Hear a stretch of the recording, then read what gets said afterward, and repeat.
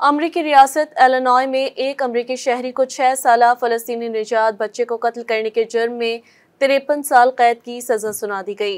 Don news में शाया खबर रसाई इदारे AFP की रिपोर्ट के मुताबिक 73 साला जोसेफ जोबा को फरवरी में विदिया अल-फ़योमी को चाकू मार कर कत्ल करने और बच्चे की वालिदा हनान शाहीन पर हमला करने का मुजरिम करार दिया गया।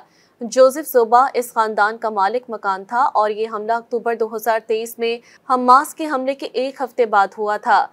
विदिया पर चाकू के 26 वार किए गए थे और पोस्टमार्टम के दौरान बच्चे के पेट से 15 सेंटीमीटर के ब्लेड के साथ एक फौजी चाकू निकाला गया।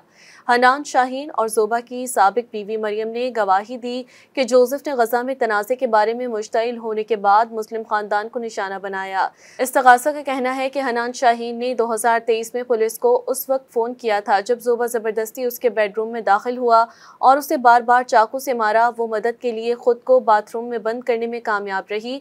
इस दौरान जोबा ने उसके बच्चे पर हमला कर दिया। प्रोसिक्यूटर जेम्स ग्लास्को ने एक बयान में कहा कि इस कातिल का जुल्म और इस मासूम बच्चे और मां पर उसके तशद्दुद तर्ज अमल का असर नाकाबिले फहम है। जजों ने 1 घंटे तक गौर व खौस के बाद जोबा को फर्स्ट डिग्री कत्ल, इक़दाम कत्ल और नफरत अंगेज जुराइम के 2 इल्जामात का मुजरिम करार दिया। जज एमी बर्टानी टॉमजाक ने विदिया के कत्ल के जुर्म में जोबा को 30 साल, उसकी वालिदा पर हमले के जुर्म में 20 साल और नफरत अंगेज जुराइम के इर्तिकाब पर 3 साल कैद की सजा सुनाई। मज़ीद न्यूज़ अपडेट्स और डिजिटल स्टोरीज के लिए सब्सक्राइब करें डॉन न्यूज़ पाकिस्तान।